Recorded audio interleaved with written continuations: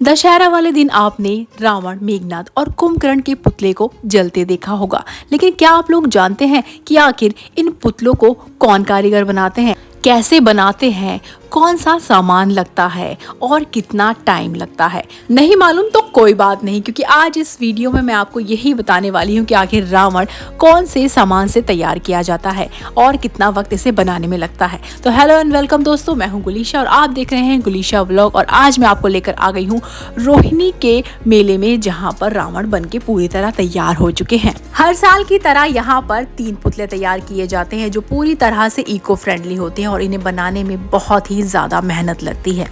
तो ये यहाँ पे जो ये रावण बने हुए हैं, तो इन रावण की हाइट कितनी होगी? लगभग हाइट रावण की 45 फुट है। 45 फीट। हाँ। और वजन?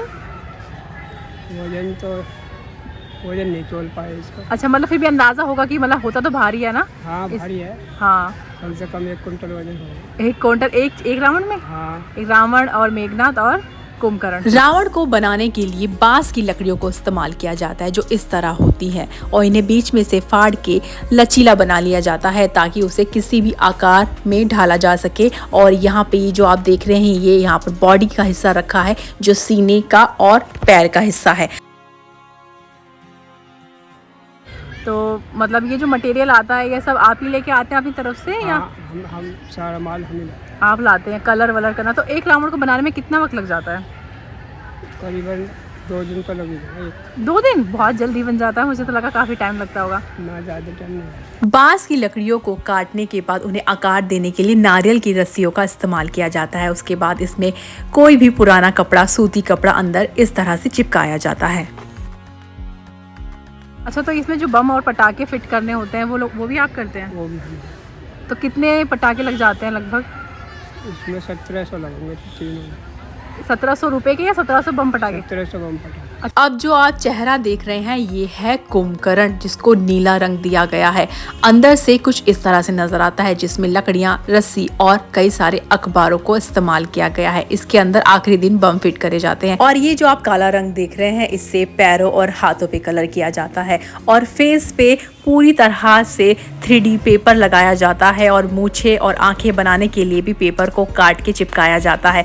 रावण बनने के बाद तो एक बन जाता है, लेकिन जब उसे तैयार किया जाता है तो अलग अलग हिस्सों में तैयार किया जाता है। जैसे कि चेहरा अलग बनाया जाता है और सीना अलग बनाया जाता है, पैर अलग बनाए जाते हैं, हाथ अलग बनाए जाते हैं, हथियार, तलवार, ये सब चीज़ें अलग अलग तैयार की जाती है। तो इसे पूरी टीम मिलकर बनाती है। कम से कम 6 से 7 लोगों की टीम इसमें इकट्ठी होती है, जिसमें किसी का काम कलर करना होता है, तो किसी का काम पेपर पेस्टिंग करना होता है, तो किसी का काम बांधना होता है।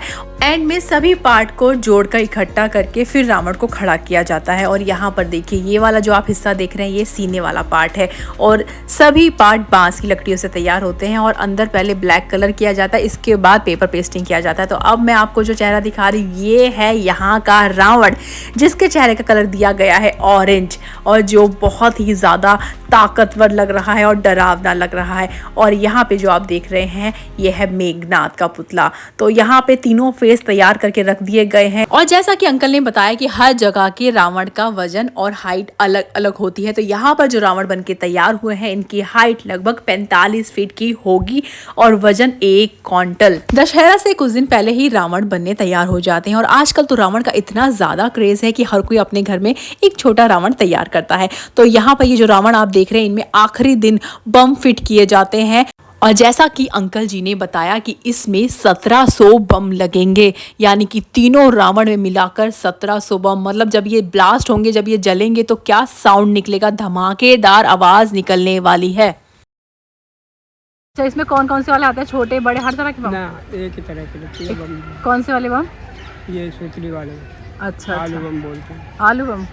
रावण का शरीर मैंने आपको दिखा दिया है, चेहरा आपको दिखा दिया, और अब वक्त हो चला है पैर दिखाने का। तो यहाँ पर ये जो आप देख रहे हैं ब्लैक कलर के, ये हैं रावण के पैर, और पीछे जो देख रहे हैं ये हैं रावण के हाथ। बाद में इन सब चीजों को रस्सी से बांध के फिट कर दिया जाएगा, लेकिन उससे पहले इनके अंदर पटाखे फिट करे जाएंगे। रावण तो वैसे हर साल चलाया जाता है, लेकिन क्या आप लोग जानते हैं कि रावण की आयु कितनी थी? रावण 40,000 साल तक जीवित रहा था।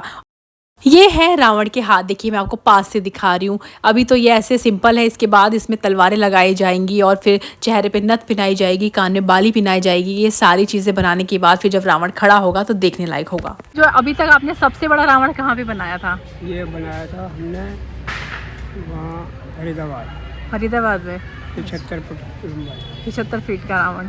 दशहरा के दिन रावण के बारे में कुछ अनसुने तथ्यों के बारे में भी जान लिया जाए।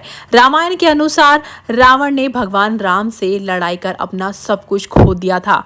ये लड़ाई इसलिए लड़ी गई थी क्योंकि रावण ने सीता का अपहरण कर लिया था। उनको वास्तुकला, शास्त्रों में ज्ञान और ज्योतिष की अच्छी तरह से जानकारी थी, इसलिए कहा जाता है कि उनके 10 सिर इसी कारण से थे। वे तंत्र शास्त्र और ज्योतिष पर किताब लिख चुके हैं जिनका नाम रावण संहिता है, जिसे ज्योतिष की सबसे बेहतरीन किताब माना जाता है। इस वजह से उनमें बहुत अधिक आत्मविश्वास और अहंकार आ गया था।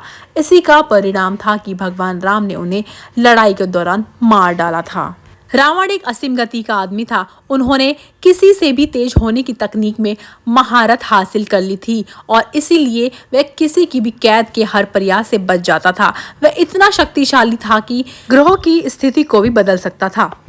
अपने बेटे मेघनाद के जन्म के दौरान रावण ने सभी ग्रहों को अपने बेटे के 11वें घर में रहने का निर्देश दिया था, परंतु शनि ग्रह ने ऐसा करने से इनकार कर दिया और वे 12वें घर में स्थापित रहे। शनि देव के इस व्यवहार के कारण रावण ने उन्हें गिरफ्तार कर कारावास में डाल दिया था। हम सब जानते हैं कि रावण ने सीता का अपहरण किया। अजीब और आश्चर्यजनक बात यह है कि रामायण जैन मूल पाठ के अनुसार रावण सीता का पिता था और जातिवाद के विरुद्ध भी था। दोनों राम और रावण जैनियों के भक्त थे। रावण जादुई शक्तियों का विधाधार राजा था। इसके अलावा जैनियों के विचार के अनुसार ये भी कहा जाता है कि रावण को राम ने नहीं बल्कि अपितु लक्ष्मण ने मारा था। लेकिन इन घटनाओं में कितनी सच्चाई है और कितनी नहीं, ये कहना बेहद मुश्किल है। यहाँ के रावण तो पूरी तरह से जलने के लिए तैयार हैं। बस पटाखे लगाने के बाद इन्हें जला दिया जाएगा। तो कैसी लगी आपको वीडियो, आप कमेंट करके जरूर बताना। लाइक शेयर करना बिल्कुल मत भूलना। मिलती हूँ आपसे अपनी अगली वीडियो में नए व्लॉग के साथ। आप सभी को मेरी तरफ से हैप्पी दशहरा।